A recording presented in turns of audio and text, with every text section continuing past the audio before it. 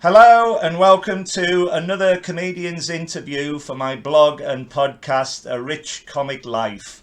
My name is Richard Gill and my blog describes my experiences of watching over 900 comedians and counting over the last 46 years. I'm delighted today that my special guest is the wonderful comedian, Miss Nicole Harris. Yay! Hello! Hello! Hello! You must have started watching when you were 5. My first ever comedian that was on a holiday in Scarborough, and a family holiday. I was 7, and we went to see Les Dawson. Oh God! I mean, he's dead. He's dead now. Is he dead now? Yeah, He's dead. Yeah. Oh, bless him. Yeah. Oh, but still in my top 5. Still good. Yeah, very good. He was very good. We saw him in 1977, and then in 1978, something like that, 6 or 7 or 8, something. We then saw Tommy Cooper, and I was hooked. Yeah. I was absolutely hooked, and that was it. Thank you so much for doing this. You're one of my favourite comedians. You really are. We're going to go right back to the start of your comic career and examine your career. And I'd like to first ask you, how did you first become a comedian, please? Well, I actually did a course, a comedy course many years ago. Yeah. Which an ex-boyfriend just randomly went on and sort of, I hadn't spoken to him for about 5 years, and then just sent me this random video that he did of the first gig that he did, and said, "Oh, I thought you might want to do this," and I was like, "Were you supposed to send this to me?" And he was like, "Yeah, you always used to talk about wanting to be a comedian." And I was like, I don't remember ever talking to anyone about it, but I must have done. So I'd been wanting to do it for years before that, but I just didn't know how, because you don't, do you? You just you see it, but you don't know how to get started. He sent me that, and it was almost like a bit of fate. So I just did the same course, and I just copied him basically, and then I thought, I'll just do the course. Yeah. And that's it. I'll just do the one show at the end of the course, because you do a show at the end of the course.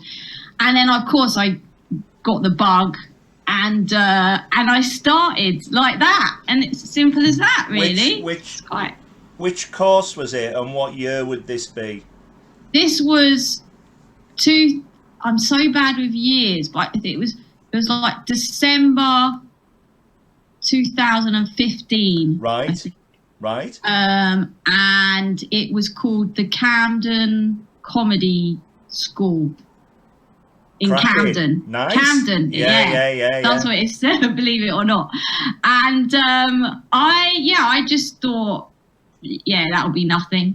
That'll be just something to do in the evenings for 10 weeks or however long it was. And then I just got the buzz, and then that's when the hard work starts. After that. Yeah. But I didn't know how to get into it otherwise, because a lot of people, they don't do it like that. They just go to an open mic. Yes. Yeah. And they just do their first 5. Yeah. They just get up and go, "Oh, this is what I want to do." Whereas I wasn't that. I don't know. I didn't want to just do that. I wanted some guidance before doing that. Sure. So so that's how it started. I mean, I was always a bit of a kind of class clown, and same. Well, actually, no, it's not the same for all comedians. But I was one of those comedians who was always messed around and had a lot of banter and did all that sort of thing before doing the comedy. Yeah. But obviously it's different. You've got to work at it and stuff like that. Brilliant. That's how I got into it. So once you did your comedy course, can you describe your first ever 5-minute gig, and what was it like? Yeah, well, most people's first 5 minutes gigs are not necessarily great, but mine was really good. Yeah. Not because I was any good. Just because it was after the course, so it was like the final show, right? And it was at the Backyard Comedy Club. They'd hired that out. Perfect. Yeah. And I remember the guy there saying, "You won't do another gig like this for a good few years," and which was right. And it was so, and your friends and family were there if you wanted them to be, and a couple of friends were there. So it was obviously a really supportive environment. Yeah. And I did my first 5 minutes there, and it actually went really well. I mean, it was the second gig that, like, I died on my arse. Right. As you should. Yeah. At your second gig. But the first one was great, actually. I think it's all about experience, you know, like you say, I think you have to experience the difficult ones as well as the cracking ones to make you a better comedian. Definitely. And that gig was slightly different as well, because it was like the end of the show. Everyone's got their friends there or their family there or whatever who have got a vested interest in seeing everyone, and it's not exactly like a normal gig where you don't know the audience, and you have to build that connection with them from the second that you go up on the stage. So it's slightly different, but it was a good first gig, so that gave me the bug then go on and do more.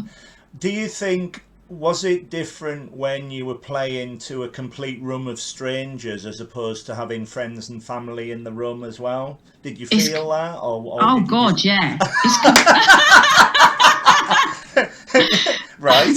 It's completely different. Do you know what I mean? It's completely different. Your friends and family are invested in you, and they want you to do well. Sure.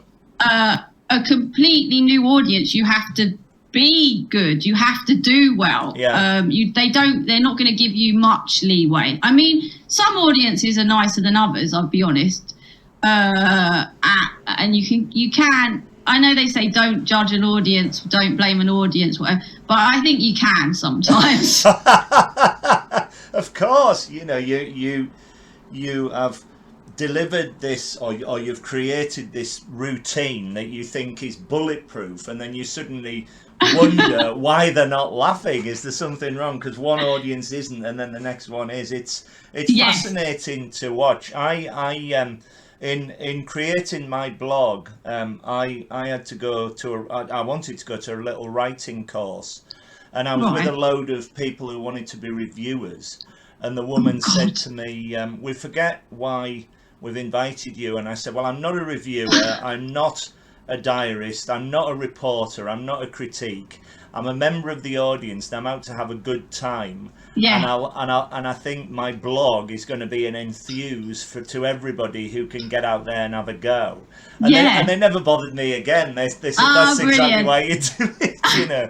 And I think that's true to a certain extent. You know, it is such an enthuse, because it can be terrifying and daunting, and you know, unless you're used to, you have to walk out and within 30 seconds you've got to get an audience, and you're very good at, let me at them, I'm going to make this room laugh, you know, and the amount of times I've seen you, and it works every time. Not every time. Well, the times I've seen you. Yeah, I'm quite insistent on like, I'm not sure if it's good or bad, but if I see an audience member or someone who's not quite involved, I'm quite not bad, but I try and get them involved. You target them. I don't target them exactly, but I might say something in a nice way. But that's great, because you're getting them involved, and they might be the life and soul of the audience. You know, you never know until they say. Did you ever find it difficult at all to break through into comedy? Were you very wary about going out onto a stage, or did you think this might not be for you? Was there a point where you thought, yes, I can do this, and this is going to be a career for me?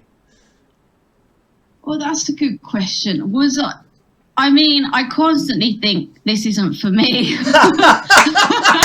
Well, you're wrong. It is. Thank you very much. I have that thought every day and after every gig. What the hell am I doing? Yeah. I think a lot of comedians do have those sort of self-doubts. Sure. Yeah.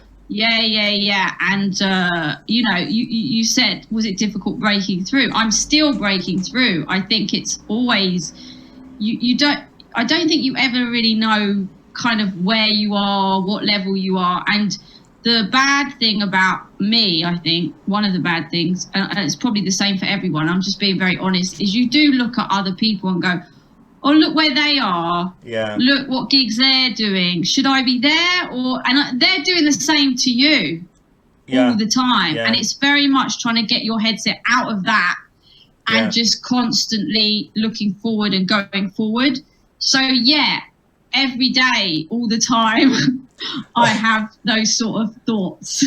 But, go on. I was just going to say, I totally agree with you, because comedy is subjective, even although I'm very positive about comedians in general, but it is very subjective. And I've sat there really belly laughing at many comedians who should be, I think, a lot bigger or better if that's where they want to go. Yeah, definitely. And they don't. They're either perfectly happy playing smaller clubs, or they just can't get the break. So, of course, another reason for the blog is the support and all the rest of it.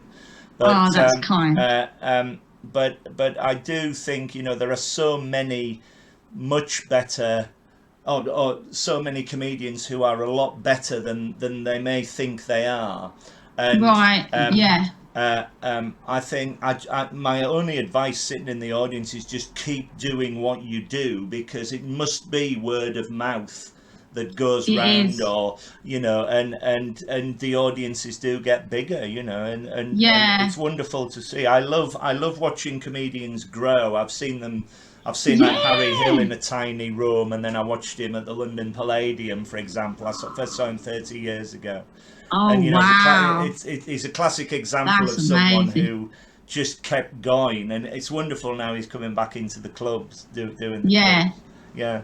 And I agree. Just keep going. It can be difficult sometimes. To just keep going, because there's always hundreds and hundreds of other comedians who also are just keep going, and there's no set finish point. You know what I mean? You don't know where you're going to end up. No one knows where they're going to end up. It's not like a job where you can go, oh, can I have my review now and get a rise? You know what I mean? You don't know. And a lot of times things are luck, or people friends.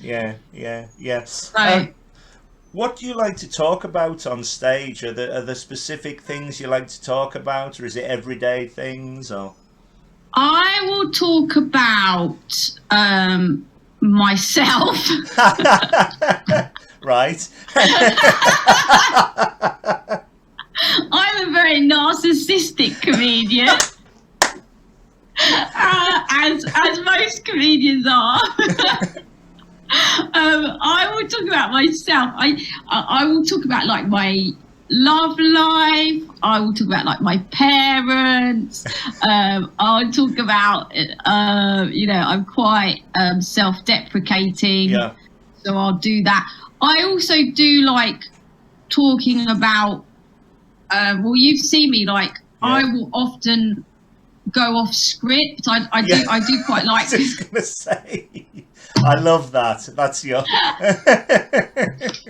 So I often just go and talk about whatever's happening in the room. Yeah. That is catching my eye more than the joke. Yeah. I love the in the moment stuff. Yeah. And there's often, not always, and then you just got to do the jokes, but there's often something very funny happening or about to happen in front of you in the room. So I like to do a bit of a mix if I can. Brilliant. That's brilliant. And just following on from that, how do you have a way of remembering all your routines? Well, it's a good question because I don't know if I think about. I don't know if I think about it as. I'm not sure how I think about it, but I don't exactly think about it as a routine, as such. You've seen my act, haven't you? Right. That's brilliant. It's not exactly a routine, is it? I mean, come on, Richard. No, but I remember when I was first starting out and someone said to me, you're not, and this has always stuck with me, and it's different with other comics and other comics who do have I do have a set, I do have jokes, but I'm not necessarily sort of stuck to them and stuck to it. Sure. And some comics are more, and that's good and that's fine, and they're probably the more successful ones. But in some ways.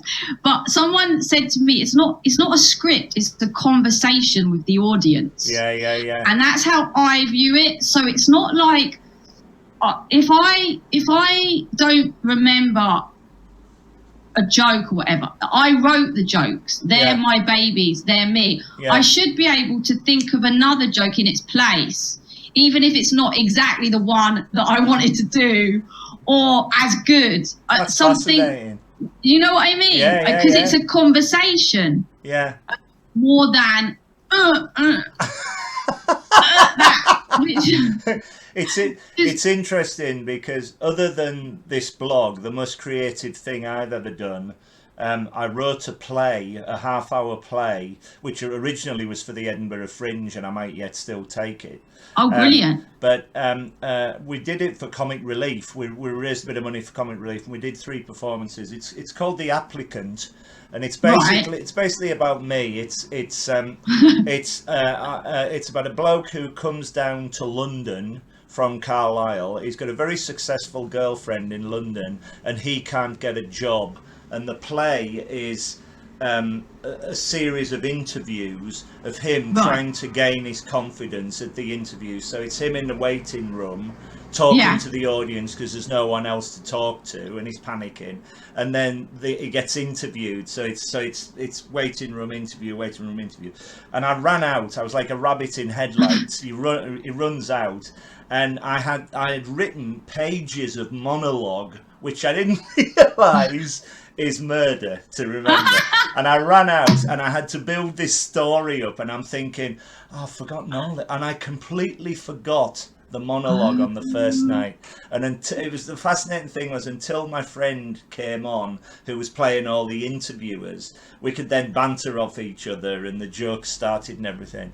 But doing it on my own, and I think because there was a script there, you had to follow the script, even although I'd written it myself. But it's not like what I couldn't get was just chatting to the audience and making it seem, like it's second nature. I never forgot that monologue again. Well done. I've never forgotten that. But so did you have to improvise a bit on the? I tried to. I tried to, but it got to the point where the director just flicked the switch and the interviewer came on. Because I wasn't getting I did get my favourite joke in. I called him Norman Oliver Hope. So whenever he had a rejection letter, it was Mr. N.O. Hope, no hope. Oh, that's good. Yeah. I like that. I mean, scripts, and it's different as well. It's slightly different with the scripts. Yeah. You have to learn it, and you have to this is the point I was saying. Yeah, it is. It's like you have to follow the script every night, whereas of course the wonderful comedians like yourself, your way of doing things, you just fly off on tangents and you can keep it together, and that's a magic element to your act. Yeah. It's both a blessing and sometimes a curse. Okay. Because I mean, sometimes it depends on the gig as well. Yeah. Like the bigger gigs, you have to be more structured. Sure. Yeah. When it's a more intimate gig, you can kind of go off on tangents. When you're trying to do new material, it can be a bit of a annoyance to myself. I have to stop myself from doing What's going on here? This is going off track. Yeah, exactly. And just because I'm there to do like try new stuff and stuff like that. Yeah. And then you come off and you go, oh, I didn't try anything new, kind of thing. But because you were too obsessed with like some guy smiling, I don't know, whatever. So it's like a blessing and a curse at the same time. I'm sure. You won, congratulations, the Jewish Comedian of the Year competition in 2016. Long time ago. Describe the experience and what do you think of comedy competitions in general?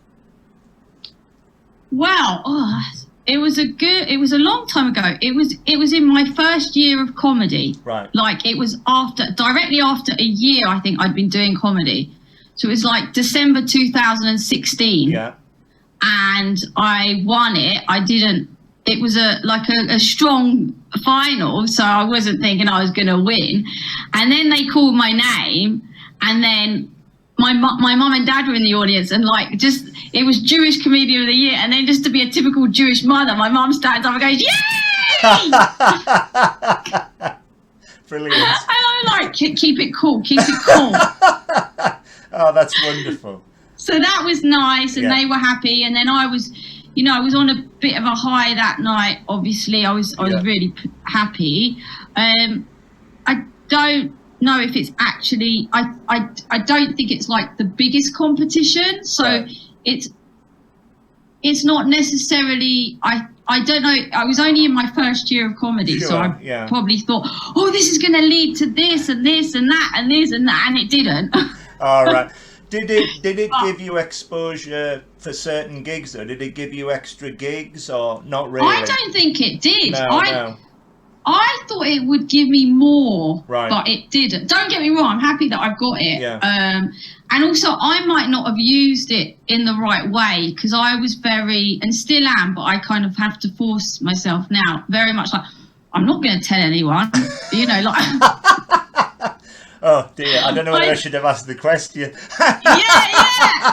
I'm like, keep it on a down low, Richard. You're not supposed to tell anyone. And so I'd be applying for gigs and someone would say, have you told them about the competition? I'm like, no, that's just, whereas maybe I should have done. Well, that's interesting because some of the comedians I have talked to are similar things. It's very good to be recognised for getting the specific competitions, but they may not lead, like you say, to further things. And I think competitions are good, and they give you the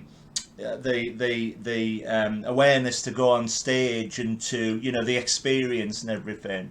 Yes. But, and they can obviously you can tick the CV box and everything, but whether or not they lead to greater things, it's an interesting question. I don't know. I think it probably just depends on the individual. Yeah. And whether they're kind of ready for all of that. I don't think I was ready for what I wanted all those years ago when I won, so that's probably one of the things. Some comedians are more ready, like they're fully formed when they get there. I don't think I was or even am, and so I think it depends on that. And also I do think it depends on what competition it is, because some competitions are they attract more industry than others and are thought upon more highly than others. Right. And I don't know, and that one maybe wasn't as much. Right. I don't know. Well, seriously, congratulations on winning it, because thank you. It was wonderful to see and to read all about you doing that. Thank you. Whenever I've seen you live, and I'm so pleased I'm going to ask this, you always appear very confident. And the main thing is you're absolutely fearless with an audience. You've touched on it before, but I once saw you and I was laughing so hard at your jokes. You then went into overdrive and just ran for the audience and just completely tore them apart. And I was crying at this. That takes some bottle to do. Do you suffer from any nerves before you go on stage, and if so, how do you cope with them? Yeah. I don't remember that gig. I remember seeing you. I remember seeing you in the audience. For people watching at home, I'm actually very nice. That's what I meant. You are. No, everyone's going to be scared to come to my show. Like, I'm not going to sit in the front row. I hope the question was said with positivity. When you tear apart that audience, oh God, that was a sight for sore eyes. They left crying. They were sobbing. They were crying with laughter. Crying with laughter. Yeah. No, I am. It depends on the gig. Yeah. So for the bigger gigs, yeah, I do get nervous, and it affects my performance because, right. Like every comedian in the whole wide world, I would imagine, the more relaxed you are, the more comfortable with the room you are, yeah. the better performance you'll do. Right. And particularly with me, if I do go off on a tangent and do that sort of thing, it's because I'm feeling very relaxed and happy and sure, yeah. And you can't always do that in a bigger club, so I'll probably just do my set more in a bigger club. Yeah. Although yeah. I prefer mixing it up. So that time, I think it was in Birdies, and it was kind of a relaxed, chilled gig. All my comedy friends were there. It was a kind of just a nice gig. There was no... So for those ones, you do get, you obviously do get a little thing in your stomach before, you know what I mean? Before you're about to go on when they call your name. Yeah. But then you're up there, and if it's a good gig, you're in the moment, and that's what I try and do, is be in the moment. But it's difficult to combine. You've got to work on being in the moment with trying to do good comedy. You can't just be in the moment. You have to also be aware. So the two together, that's when I have my best gigs. And also, I suss the audience out as well. I don't just... You don't just run at them. I don't just run at them. You might not be aware of it. But there's things going on in the background in my head going, don't tell him he's a dick. The reason why I asked the question is that there are elements to your act, I think, that are equivalent to, for example, Jason Byrne, where you never know what you're going to get on stage with him. And that's the wonderful thing. I always remember, I've seen Jason Byrne years and years and years. He's one of my favourite comedians. And he once, a member of his audience was late for the show once. He was about 20 minutes late.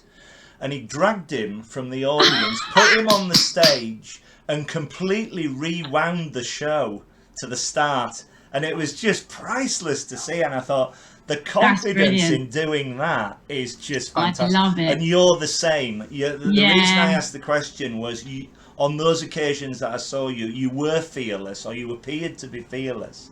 And it was just magical to see. So, thank you. Thank you for doing that. And don't be afraid to do that. Okay, I'm going to carry on. I'm going to say, Richard said I should do this.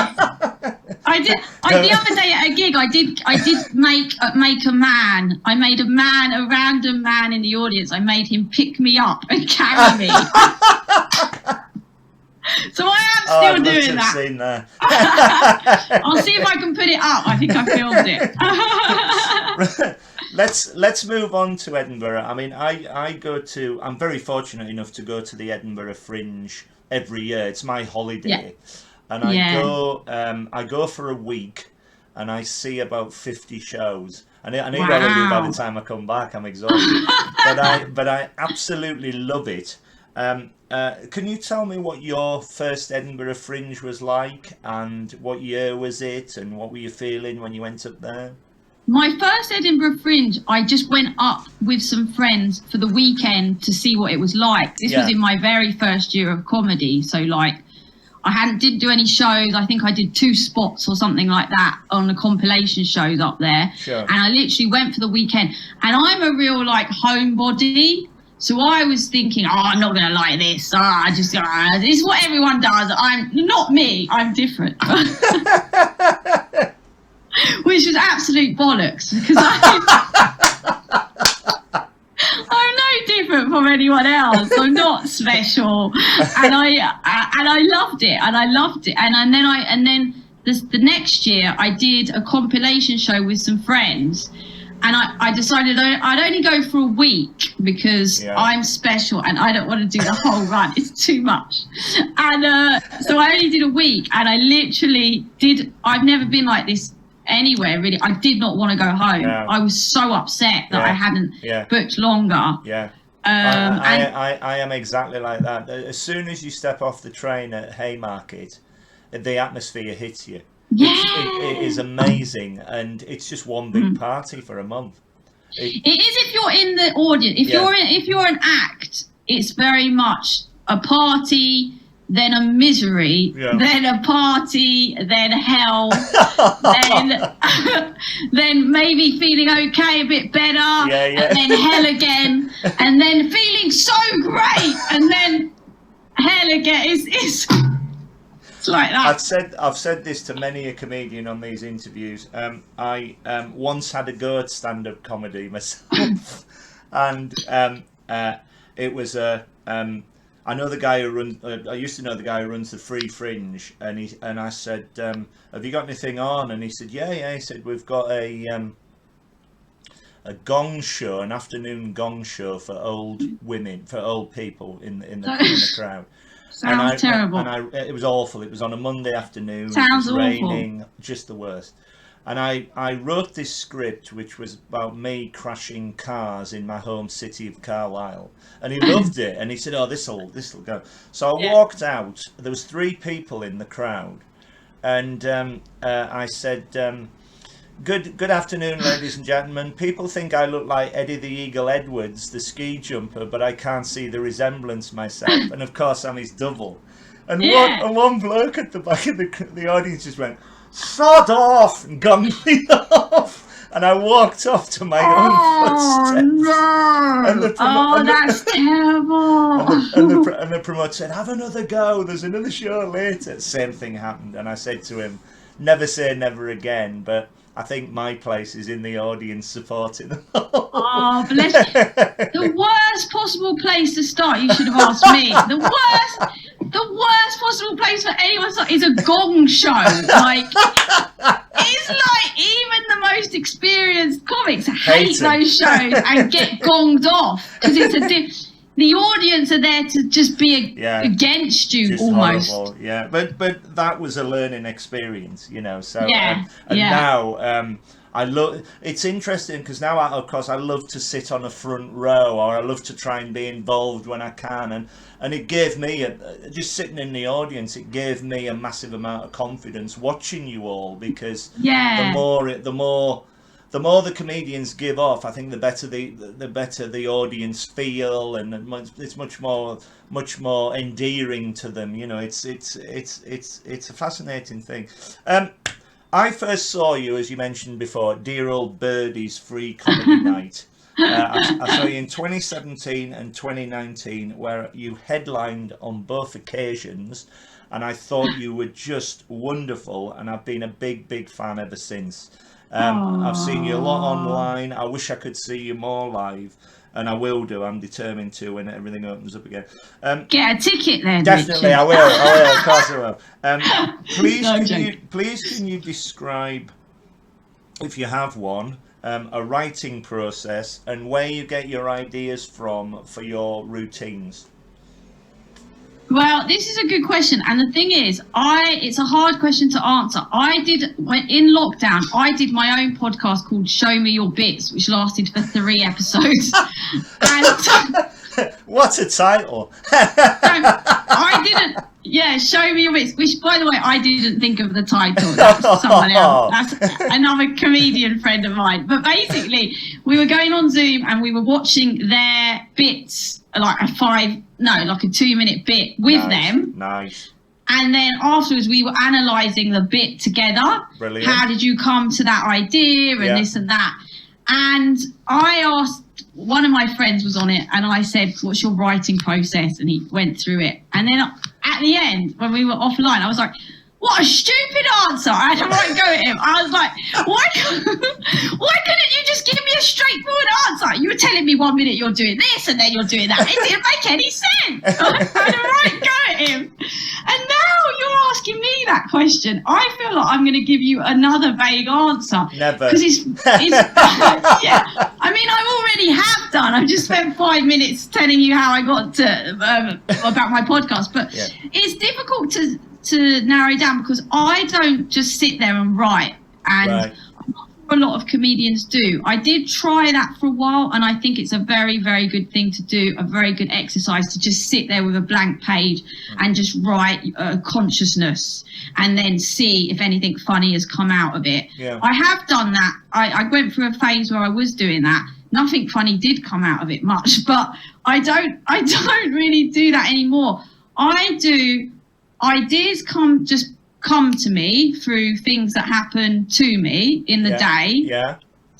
Conversations I'm having, even sometimes with other comedians, and they'll say, and I'll just say something, and they'll go, "Oh, that's funny. You should try and think about that a bit more and do a bit on that." And I go, "Oh, really? Do you think?" And then we'll do it. And then I don't really write it down. I write out a bit the idea. Right. Then I go on stage,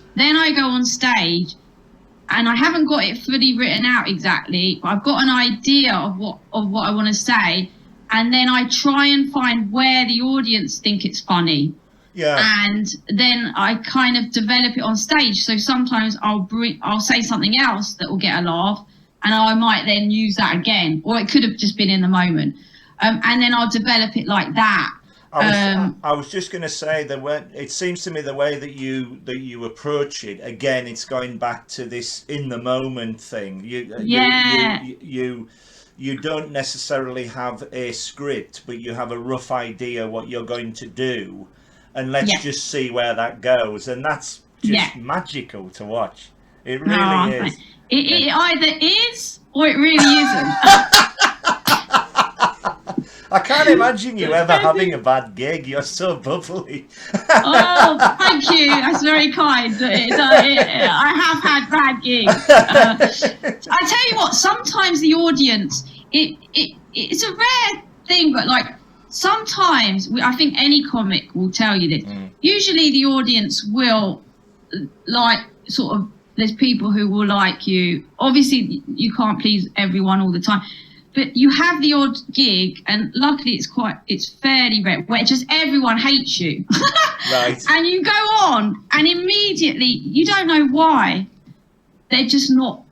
They're not in it. They're just not your audience. They're not in it. They're not with you. And for my sort of act, I kind of need the audience to be with me a little bit. Yeah. But also there's skill in doing your set when the audience isn't with you and still having a successful gig, which I have to work on, and I have to develop that as well. That's interesting, isn't it? Yeah. Because if I had a group of friends, if a group of friends wanted to come along to a comedy night, I would recommend you, and I'm certain that they would love your sort of comedy. But as you say, it does depend on who they are and the subjectivity and all the rest of it. But it's fascinating what you're saying with your answer, because, to work on it still is great, because you're still wanting to entertain the audience as best you can, and it does seem to work. What's been your comedy highlight to date? It's weird because, I was thinking about this and I don't know. I'm really bad because I'm like, That will be my comedy high. I'm really bad at like being in the. Ironically, even though my act is in the moment, sort of, I'm bad at being in the moment. That's genius. It's weird, isn't it? I just thought of that. That is just bloody weird. On the stage, that could be a title of a show. That's a good idea. That will be my next Edinburgh show, inspired by Richard. You're too kind. Yeah, no, you're going to get credit for that. You're going to get a lot of credit. But no, I'm always looking at like, oh, when I do this, that will be my highlight. When I do this, that will be my highlight. Yeah. But obviously, winning like the competition was my highlight. Sure. I was in the Natties final in 2019, I think it was. Congratulations again. Thank you. And we did the Hackney we did it at the Hackney Empire. Wow. So that was a real highlight. Being on that stage was amazing. Yeah, so really amazing. So that was quite a big audience for you. Massive, yeah. Was that more daunting to play a bigger audience than? Yeah. Yeah. It was more daunting. So was that more terrifying for you, or did you just go out there and again, these are mine and? I was a bit not unlucky, but I went on first, which as you know, because you know comedy is like a difficult spot to go on first. Especially in a competition. Yeah. But they were a really nice audience, and they were very supportive. And I decided, like, just go out there and do. It was only 5 minutes. Just go out there and do your jokes. And I had to, because I couldn't see anyone either. That's what I mean. The bigger gigs, you kind of have to do that. You can't mess around as much. Yeah. Although I think I did do a little bit of that, but I didn't it was the final, but I didn't place or anything like that. Yeah. But it was scary. But then when I was on the stage, I think I was okay because everyone they were nice and that's great. So that was a highlight. Just being on that stage. Yeah. I was like, oh, fantastic, brilliant. Hackney Empire. And following on from that, do you have any ambitions as a comedian? Would you like your own sitcom? Would you like to host a quiz show or a chat show or anything like that? Do you think you'd be good at that? I do have ambitions. Yeah, I just don't need to know how to fulfill them. Well, you know. But I do. Yeah, I'd like to do a sitcom. I did write a sitcom. I have written, but it's I just wrote the pilot episode. It's difficult writing sitcoms. It's very hard to write a comedy. I would like that. I like the live stuff, as you know. Sure. So I would like the opportunity to tour that and have my audiences there and knowing what they're going to get and coming for that. Do you know what I mean? Yeah, definitely, yeah. So I'd like to do that. I guess the usual sort of ambitions of most comedians is better gigs and be better. That's the most. You just keep working, keep again working on being better. Again, it's all experience, isn't it? The more you do, the better you are. Yeah. Just keep working. Who are your favourite comedians, past and present? Now this is going to be a bit controversial. I don't want to get into the controversy of it. I'm all ears. You might have to cut this bit. No, I don't think it's a problem. I think it's more complicated. But my favourite comedian's always been Louis C.K. Yeah. As you know, he went for a bit of controversy. Let's not get into that. I think that's complicated, and I still think he's like the best writer in ever. Right. And I like American comedians. I like Chris Rock. Yeah. I like Sarah Silverman. She's great. Yeah, she's brilliant. I really like Michelle Wolf. Is like one of my new favourites. I don't know if you've seen her special, but I thought that was amazing. Superb. Yeah. Oh, superb. Constant belly laughs it was, and she just rattled along with it. It was wonderful. You could tell how much work. Yeah. Me watching that, I was like, a lot of work has been put into those jokes and developing it. So they're like the famous ones. I mean, I can name people closer to my peer group. What a wonderful way of putting it. Please do, because laughter is a wonderful thing, and if anybody can do it, you know. Well, I like Russell Hicks. He's also American, but he lives here. Yeah. So you know Russell, he's on the circuit. Yeah. He's been going a lot longer than me, and I kind of look up to him. Yeah. He does a lot of off-script stuff as well, and I look up to him, and I chat to him sometimes and go, oh, help. Wonderful. Yeah.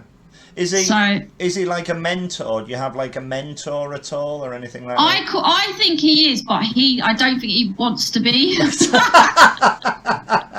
Okay. No, he's a lovely guy. Yeah.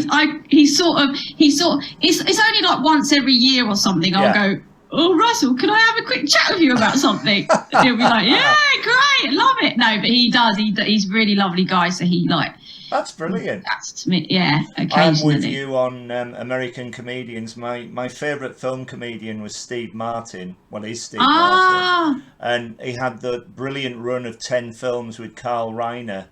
And it started off with Dead Men Don't Wear Plaid. And it ended, his run, it ended with Parenthood, I thought.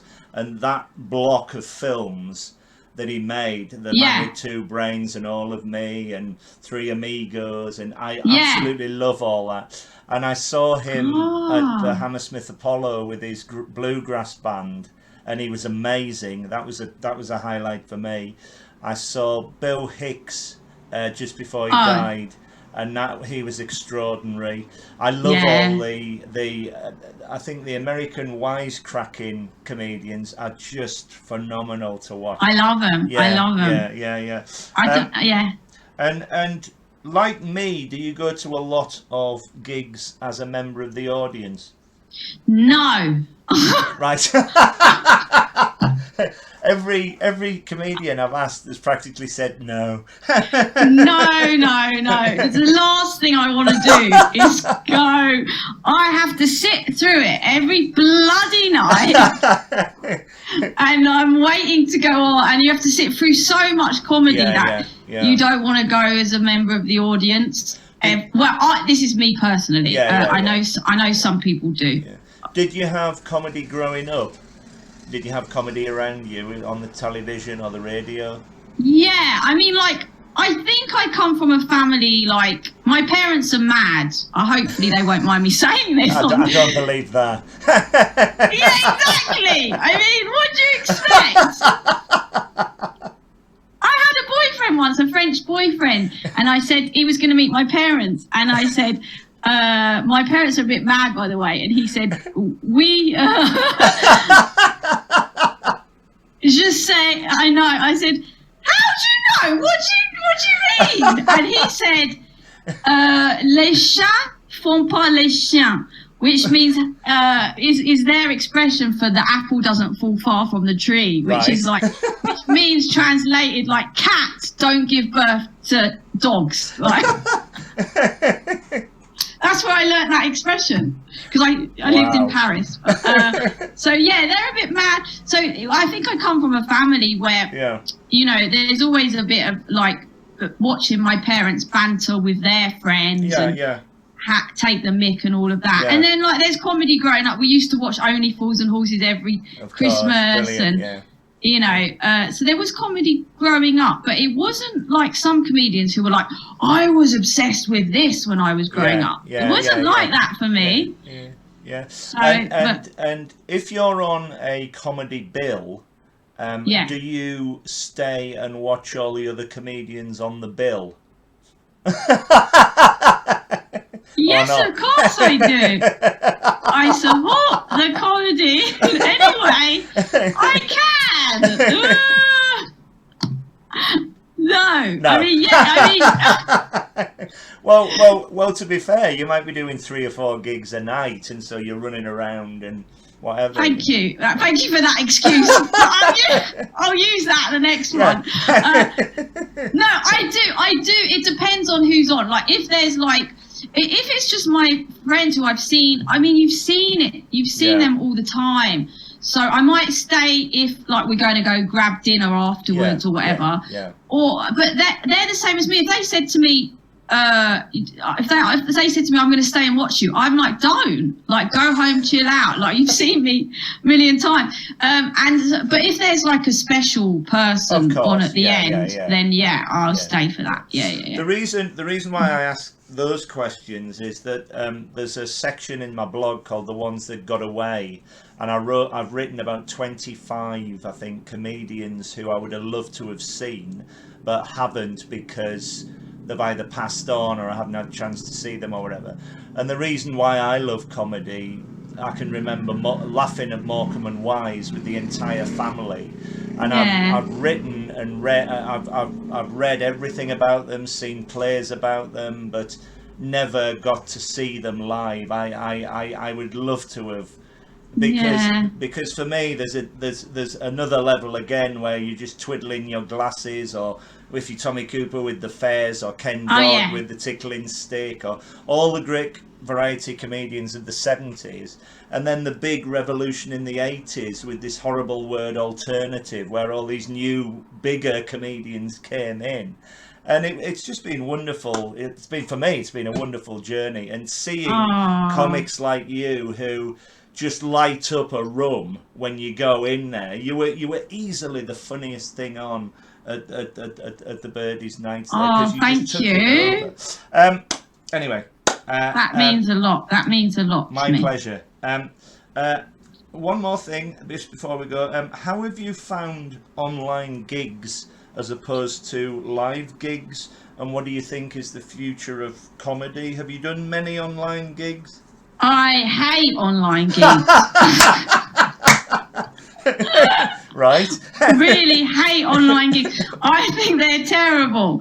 I do not enjoy them at all. I get no energy from them. Right. So I stopped doing them after the first lockdown. Right. And I just did my own online thing called, I don't know if you saw it, Random Comics Do Countdown, brackets without the maths. Yes, it was superb. It was brilliant. It was a great idea. It was real fun, and I thought, I need an idea that's not stand-up, because I don't think that, well, especially not with me, my style and everything, that translates very well to online. So I decided to do this Random Comics Do Countdown, and that was fun. But online comedy is not the future. Right. Well, obviously, I don't know everything, so in 10 years' time, this is going to come back in 10 years' time, and I'll be doing another Zoom gig. On the, where are we, the 8th of June at 6:30, that was said. 2031. My view of it is, I agree with you. I think it's a super substitute, and I think as a member of the audience, I think if it hadn't have happened, I'd have gone mad in lockdown because I wouldn't have had anything to do. But when it first started, there was no audio at all, so I would sit and laugh, and no, they couldn't hear me. I was laughing at 4 walls, and I thought I was going to be taken away. But they had the bright idea of putting the audio on, and it gave some of the comedians timing, and they could chat too, they could time the jokes and everything. But for me, you can't beat live. Because as you say, as we've said all night, it's in the moment, in the room. Anything can happen, you know. Exactly. And please, I know they're just starting to open up again, but it's so good. Just and for me to make a night of it with friends, and you go for dinner or a few beers and then a comedy show. It's wonderful. It's the best thing. I've so much enjoyed talking to you. I could And talk, me. I could talk to you all night. You're a very, very, very funny woman. I've got the time, Richard. I've got the time. I'm very lonely. Carry on. No, I'm joking. Is there anything? Well, the last question is there anything else you'd like to say? Have you got any live gigs planned? Are you doing any podcasts? Where can people find you on social media? That sort of thing. Yeah, I've got live gigs planned. I've been doing some. They've started up again. Yeah. I host. I'm like the resident host for a gig on the top deck of a bus called Night Bus Comedy, and we've been doing it outside in the yard, but we've got our first show on the bus on the 20th of June. Wow. So that's a lot of fun. Where's that at? Is that in London? Yeah, Wood Green. Right. It's in the Blue House Yard. It's called Earth Tap, the bus, and it's the Blue House Yard in Wood Green. It's this tiny yard where there's like these shops, these boutique shops. It's the only part of Wood Green that's been regenerated. Wow. If you go around the corner, there's like a drunk person like taking heroin or whatever. But that's a lovely boutique area. And are these regular gigs? Yeah, they were very regular before COVID. We used to do it every Sunday. Right. But since COVID, we've been doing it outside about once a month. Right. Last one was about 2 weeks ago in the yard, and it was such fun. It was one of the best. You talk about highlights, but that was a highlight because that was such a great moment. The audience were all up for it. Yeah. The acts were great. Yeah. And so we're doing another one on the 20th of June on the bus, and then another one on the 18th of July again in the yard as part of Haringey Arts Festival. Brilliant. So we're doing that, and then if they want to follow me on Instagram, I need some followers, please. Yes. It's Nicole Harris Comedy. Yeah. Well, you might well see me on the bus driving it for you. Yes! I think that's a great idea. I love it. It's got no engine, but it's fine. It's such a great idea to have it on a bus. That's fantastic. Yeah, it's a brilliant gig. I love it. Well, thank you so much. I mean, this last hour has just been fantastic. It's wonderful to see you, to talk to you again, and I can't wait to come and see you live again. I can't wait to see you live again. Well, alive or live? Well, it won't be long, I'm sure. You are a very, very, very funny woman. Please keep doing what you're doing, and all the very best to you. Thank you so much for your time, and all the best.